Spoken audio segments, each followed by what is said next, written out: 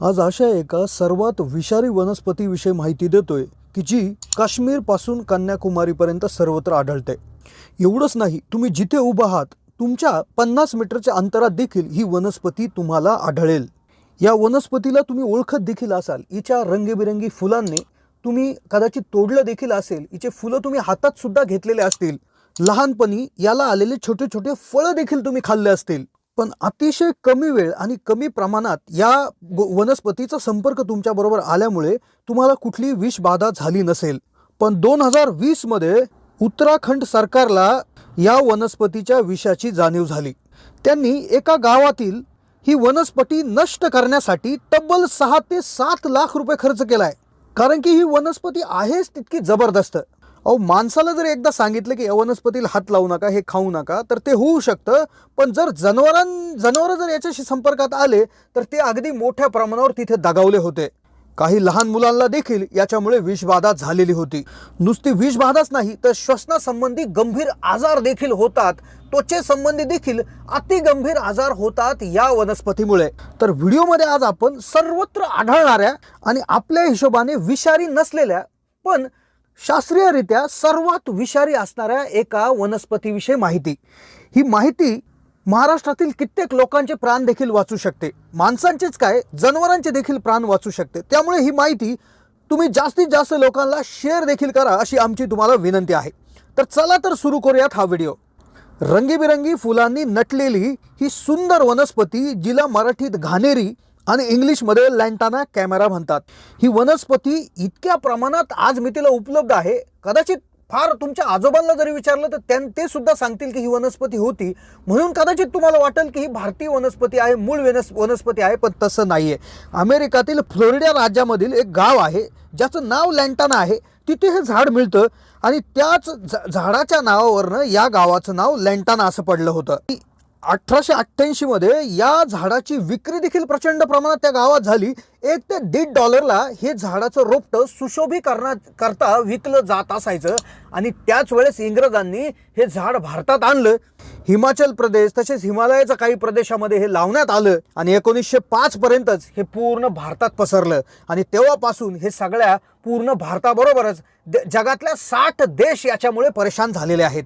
कारण की हे आहेच तितकं जबरदस्त, हे विषारी आहेच, पण हे इतकी जागा व्यापून टाकतं, हे नष्ट देखील होत नाही। वर्षभर याला फुलं येतात, याचा प्रसार इतका तेजीने होतो की याला नष्ट करणं हे महामुश्किल आहे। हे ज्या भागात आहे त्या भागातील पाण्याची पातळी घसरते, मातीमध्ये बाष्पाचं प्रमाण राहत नाही, मातीत पाणी शिल्लक राहत नाही असं देखील काही शेतकऱ्यांचं म्हणणं आहे। आता बहुतेकांनी या झाडाला अगदी जवळून पाहिलेलं आहे। याची खरबरीत चरबट पानं, काटा असलेल्या सडसडीत फांद्या या झुडपाचं ठळक वैशिष्ट्य आहे। लहान लहान 20 फुलांनी मिळून या फुलाचा एक फुलोरा बनतो। लाल, पिवळे, गुलाबी, पांढरे, केशरी रंगाचे भरपूर फुलेरे या वनस्पती अंगभर मिरवत असते। याच्या मुख्य रंगाच्या संकरित कलमामधून नंतर निळे, जांभळे, पांढरे, गुलाबी रंग असलेली झुडपे बनवण्यात आलेली आहे। आता तुम्ही हे जर बघितलं तर याचं कारण आहे, विषारी असण्याचं याचं कारण असं आहे की याच्यामध्ये लँटाडेनी ए, लँटाडेनी बी नावाचे विषारी पॉइझन आढळतात। या व्यतिरिक्त याच्यामध्ये पेंटासायक्लिक ट्रायपरिड ॲसिड, त्याचबरोबर लँटाडेन ए, डायक्लोरोडिन ए आणि इंटेसिजेनिन यासारखी विषारी द्रव्य घटक आढळतात। आता याच्या जास्त सेवनाने शरीरावर 2-1 दिवसात परिणाम जाणवतात। याने कावीळ होऊ शकते, रक्ती आव, अशक्तपणा, याचबरोबर झपाट्याने वजन वाढून मृत्युमुखी देखील पडल्याच्या घटना अनेक ठिकाणी नोंदवल्या गेलेल्या आहेत। जनावरांमध्ये याचा अशी गोष्ट आहे की जनावर याला एक तर मुळात खातच नाही, पण बऱ्याच वेळा ज्यावेळेस दुष्काळ पडलेला आहे तर त्यावेळेस जंगली जनावर असतील किंवा आपली पाळीव प्राणी असतील तर त्यांनी याला खाल्लेलं आहे आणि त्यानंतर ती जनावरे दगावलेली देखील आहेत। या वनस्पतीच्या सेवनाने तोंडाला बधीरपणा येतो, फोड येतात, नाकातल्या तोंडाची आतील बाजूची जी काय त्वचा आहे ती गळून जाते, यासारखे जबरदस्त यातनाकार प्रकार सुरू होतात आणि काही वेळा रक्तस्राव देखील होत असतो। मग अर्थातच घाणेरी कमी प्रमाणात तुम्ही याआधी सेवन केली असतील, पण याच प्रकारची जी काय सौम्य लक्षणे आहे तर ती 2-3 आठवडे तुम्हाला दिसू शकतात। याचबरोबर घोडे, बैल, गाई, मेंढ्या, म्हशी व इतर हिरवे खाणाऱ्या प्राण्यांच्या या वनस्पतीचा त्रास होत असल्याने बहुतांशी प्राणी ही वनस्पती खाणं टाळत आहेत। मग आता दुष्काळाच्या काळात ही वनस्पती बऱ्याच वेळा नाईलाजास्तव जनावरं त्या ठिकाणी खाऊन टाकतात आणि त्यामुळे मृत झालेल्या प्राण्यांची संख्या देखील अतिशय मोठी आहे. फक्त दक्षिणेकडेच नाही तर जोडीला उत्तराखंडातील जिम कार्बेट राष्ट्रीय उद्यानात देखील याचं प्रमाण भरपूर वाढलेलं आहे.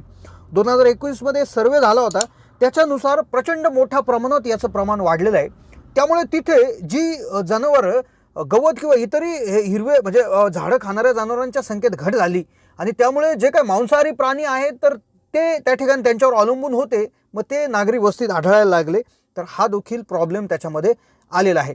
उत्तराखंडमधील सरकारने 2020 मध्ये तेथील वन विभागाने 1 हेक्टर मधील हे लँटाना काढण्यासाठी त्यांना 6 ते 7 लाख रुपये खर्च आलेला आहे. गव्हर्नमेंटने एक अभ्यास केला होता, त्यात असंही लक्षात आलं की 1 चौरस किलोमीटरमधून हा लँटाना काढायचा असेल तर 14 लाख रुपये खर्च येतो आणि पूर्ण भारतातला जर लँटाना जर काढायचा झाला तर $10 अब्ज इतका खर्च त्याच्यामध्ये येत असतो. आणि जे आपल्या कृषी विभागाचं किंवा आपल्या पर्यावरणाचं विभागाचं बजेट देखील नाही आहे. तर इतक्या प्रचंड मोठ्या प्रमाणात याला काढण्यासाठी खर्च येत असतो. याचा प्रसार जे काही चिमण्या असतील किंवा छोटे मोठे कीटक असतील तर यांच्या मार्फत होतो. जास्त प्रमाणात चिमण्या याच्या बिया खाऊन जास्तीत जास्त याचा प्रसार करतात. त्याचबरोबर याला तुम्ही जाळलं त्या ठिकाणी, त्याच्या मुळे जरी त्या ठिकाणी शिल्लक जरी राहिल्या तरी देखील मोठ्या प्रमाणावर याची वाढ अगदी झपाट्याने होत असते. त्यामुळे याला नष्ट करणं हे फार मुश्किलीचं काम आहे. याचा अजूनही एक असा तोटा आहे की हे ज्या ठिकाणी उगतं त्या ठिकाणी दुसरं छोटं गवत देखील त्या ठिकाणी उगत नाही, पूर्ण जागा हे व्यापून टाकतं.